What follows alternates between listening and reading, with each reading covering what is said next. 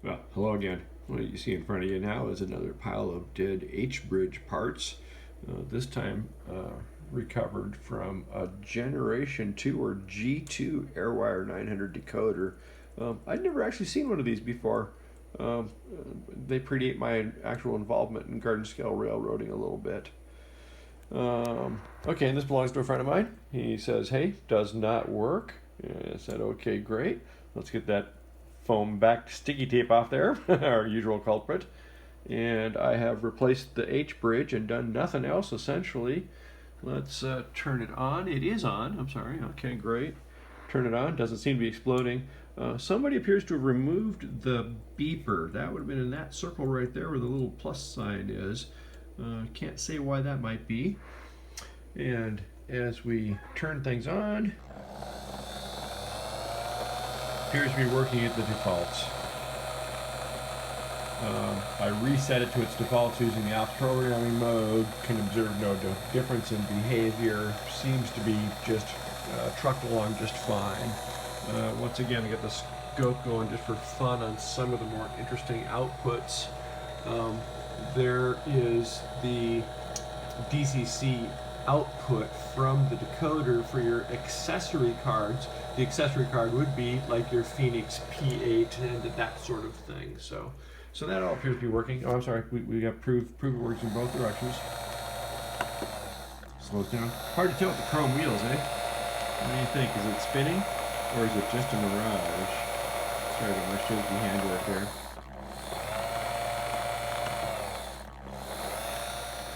Okay, there you have it.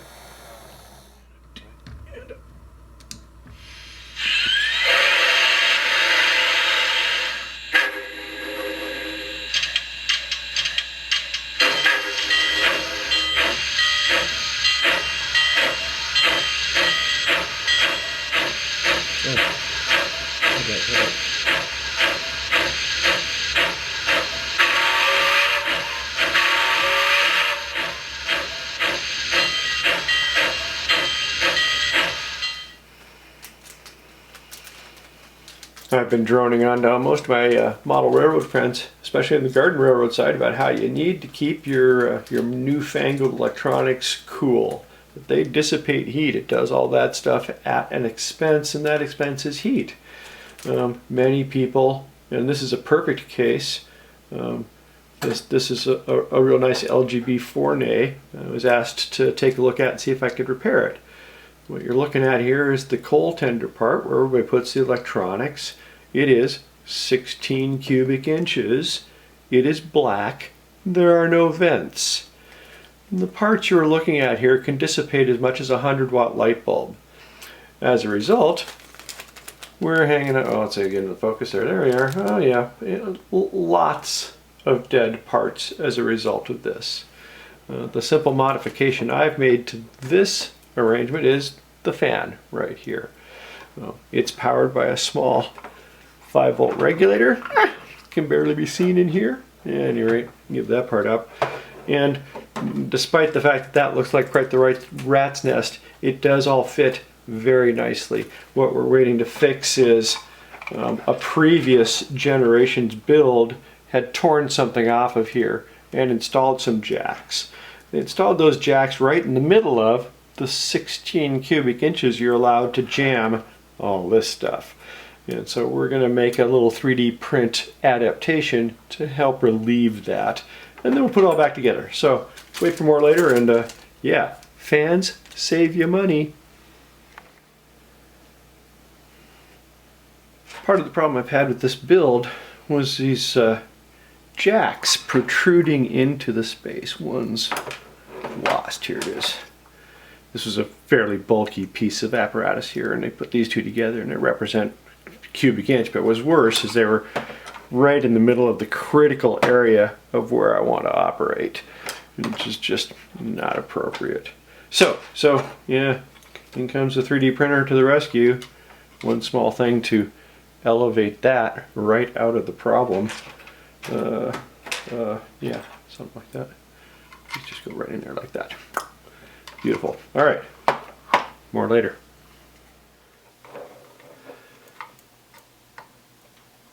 So the fan I'm installing in this unit is fairly small. It's rated at a fraction of a cubic foot per minute, 0.6. Let's call that 1,000 cubic inches per minute. And so the very smallness of the container we're putting all this stuff in works in our favor. Got a little fast set and glue. Works in our favor in the case of trying to cool it down, because you don't actually have to move very much air to create an entire air exchange. Exchanging the air in this little chamber a whole bunch of times per minute is effectively going to solve the problem of overheating, because remember, overheating leads to the bag of parts. Okay, so I've installed the fan, I've moved the jack. You're saying, how does it all fit back in there? Well, it's just, this is going to come out crappy on video, and I apologize up front. But let's just show you. Can you see the Legos in there? Legos. There's a place for Legos in every project. I'm here to tell you, folks. Okay, it goes like this. It's going to be quite the twisto magic here. Just wait for it.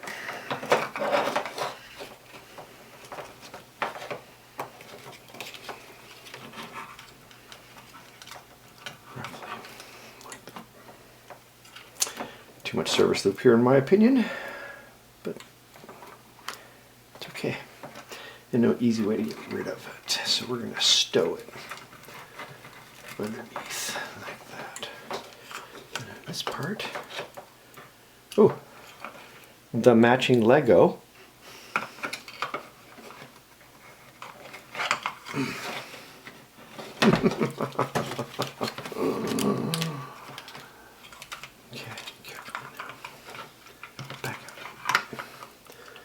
All together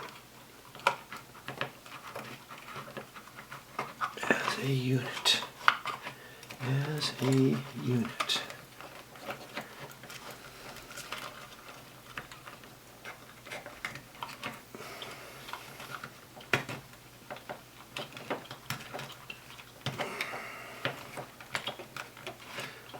Lego.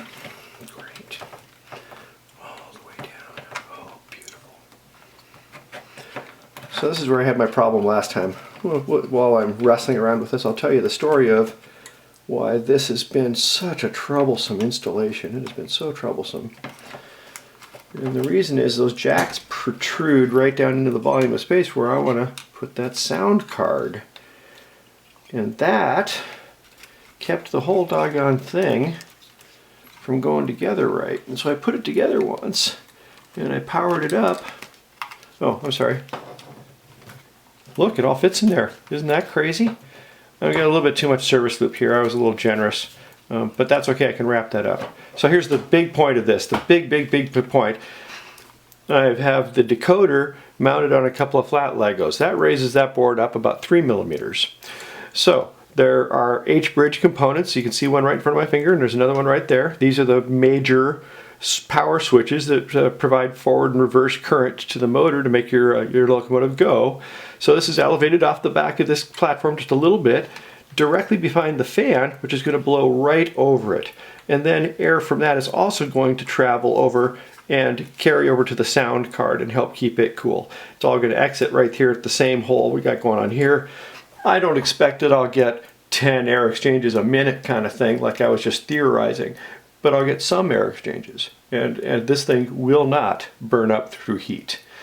It's a small expense. People might ask, how much power does that fan use? Well, I figured it out. So this is going to run off of a 14.8 volt motor, and the fan runs off of 5 volts. By the time you run this little highly efficient, there's an 88% efficient 5 volt switch right here, or 5 volt DC to DC converter, I want to say. These are inexpensive. It was $7. Fan was $10, something like that. Runs about the current of a powerful LED. Couple of 20 mA, something like that, at the 14.8 volt battery, after all the efficiency is done and said. So it's cheap insurance for the energy. Cheap insurance for the energy. Okay, and so now in theory, if I tuck all the service loop correctly, this all just pops right down on there, which it does. There's stuff in the way right now, but it'll do it. There it goes. We know it will. All right, so end of that cut. Talk to you later. Okay, just a quick update to show there is a method to my madness. Noted previously I had a lot of service loop. That service loop has all been tucked. We have the entire assembly ready to go. We have various air egress points located at the bottom of the grill, and we'll notice that even with all that stuff in there, that it just goes pop right down on there. And so now I just have to finish routing all of this wire like that. Okay, there we go. Pops right down on there the way it's supposed to, and essentially even sort of stays there all by itself. All that stuff packed into 16 cubic inches.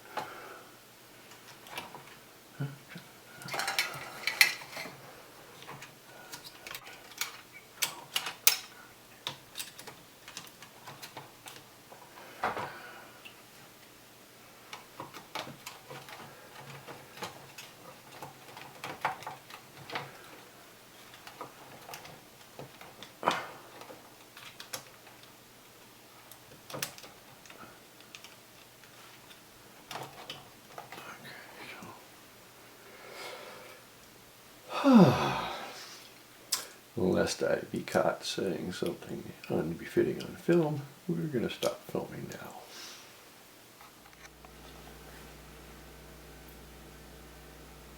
And we're back. And you didn't have to listen to me swear. Actually, I didn't swear much. This is complexly interlocking.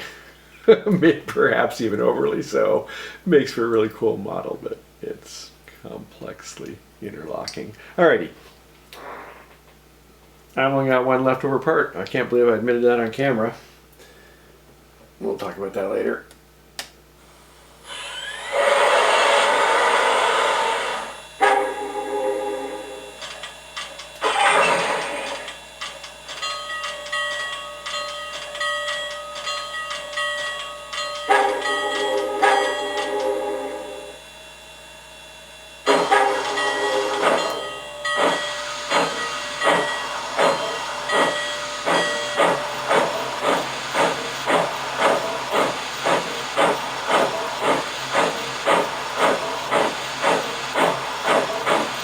Not made any chuff adjustments or to the sound thing. I just installed it and turned it on. So we're going to do a little stroking on that later. But this is proof that it appears to go. Let's slow down and go backwards.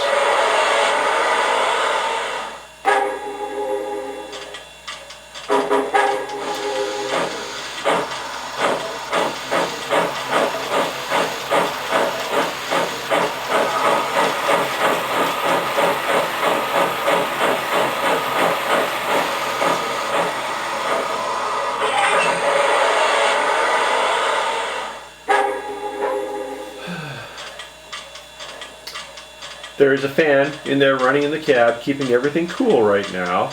It's using about as much energy as a strong LED would use, which is some energy, of course. It's not zero, but it's guaranteed to help keep this thing from blowing up when it sits out on track in the sunshine. And you can't hear it. Just sounds like a normal old steam engine sitting there burbling away.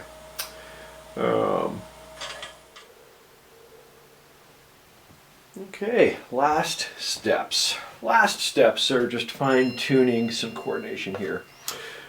This is the Phoenix People's programming chord for their card. It takes a dissatisfying push. And then we're going to turn it on. We should see, yes, on the computer side, we should see that it's talking very nicely.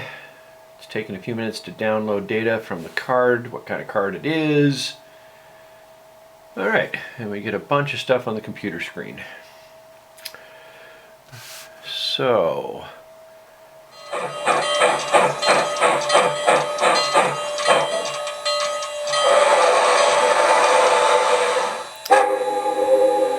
okay.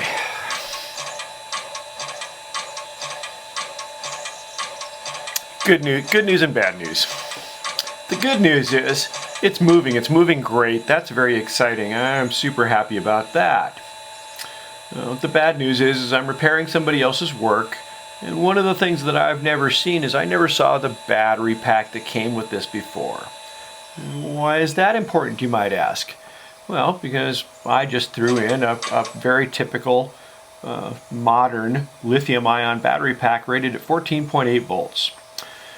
That's like the base voltage. When it's actually really charged up, it's 16.2 volts, something along those lines.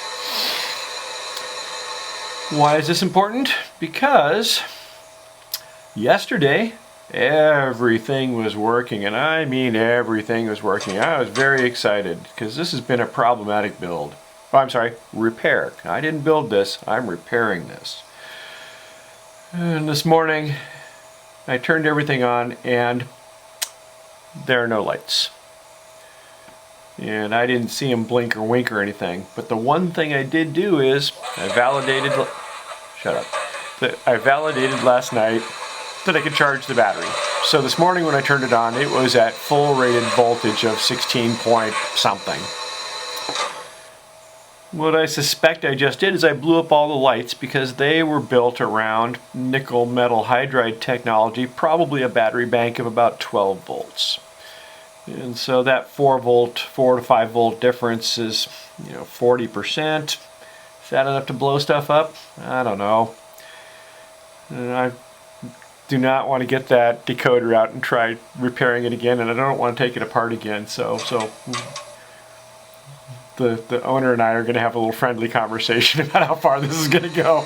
Okay, but the good news, here's the good news. The good news is I spent some time this morning trying to figure out how to synchronize without any actual synchronization. That's the hard part, that this LGB model does not have any kind of chuff trigger arrangement.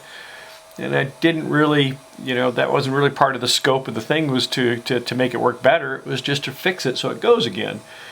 And so what this thing really wants is a magnet on an axle or something, so I can use a physical trigger to control the chuff. But you should be able to approximate that in software within some reason. So I've been attempting that most of the day, and here's what I discovered. What I discovered is again, this is part of working with older technology. We are muting. There we go, thank you. And so this is part of older technology. Using a Phoenix sound card, a P8 in particular, it turns out that when you use DCC speed steps, it is locked into 14 speed steps, and that there's no adjustment available for that. It's just stuck at 14 speed steps. Most people have their airwire stuff, and the decoders that live in the locomotive set to 28 speed steps. And so when I got the, locomotive looked kind of okay, but when I was making it move and make noise, I was having weird inconsistencies. Like, the chuff was ramping up too fast, and then there's a spot in the middle where the train's racing down the track, but it's not making any chuff noise. And it took me a moment to realize that the 14 steps versus 28 steps is overlapping, and I, using a 28-step transmit signal to a 14-step receive thing, when it got to step 15, it went to 0 again. So, yeah, no chuff.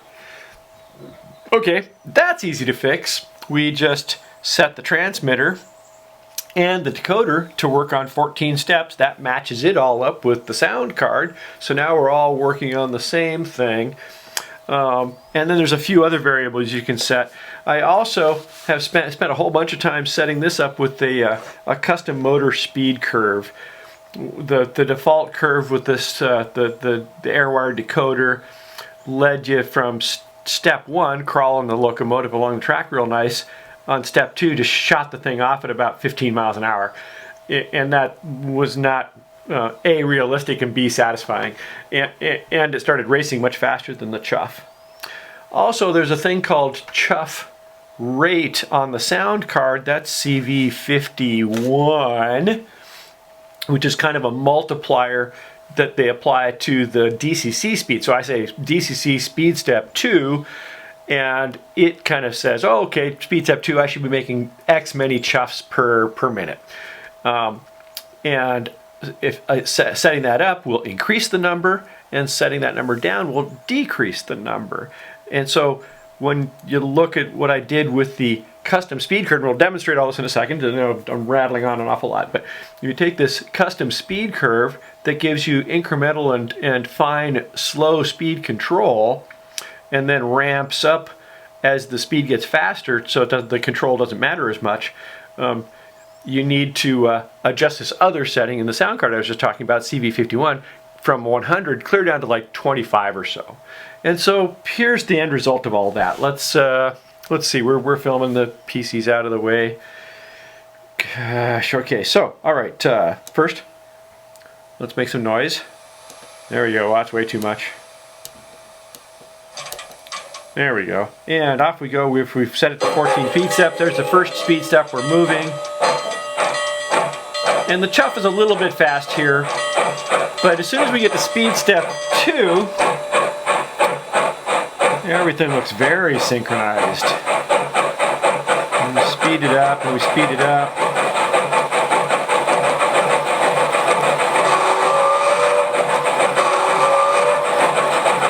Okay, now, it took me a long time to get the 90-degree out of chuff noise to happen. We won't talk about that either. And if we go all the way,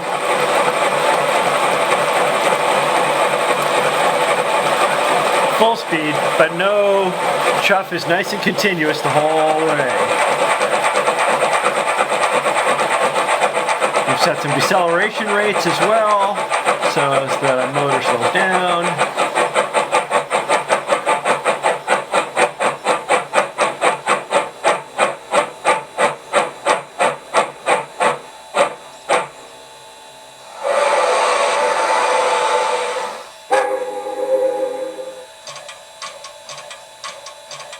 I don't mind saying that looked pretty damn accurate for having no physical connection and just kind of guesstimating what's going on. So now I got to think about the light bulbs, and I really don't want to. Okay, but enough of that. We're signing off right now. This is moving very nicely. I'm quite excited. We'll try some onboard video in a little bit. Bye-bye.